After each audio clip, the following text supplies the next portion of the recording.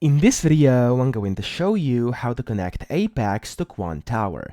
Now, the first thing you want to do, you want to open up your Quantower app over here, and then you want to go to the very top over here, and you can see it says a few connections over here. You want to click on the one that says Rhythmic. Click on that, but if it doesn't say Rhythmic any over here on any of these, just search for Rhythmic in here, and as you can see, you'll be able to click on that. Now, here you have to put in your username and your password for Apex. However, what's very important is that you select your server down here. So click on server, and you're gonna have to find Apex over here. So scroll up a bit, there we go.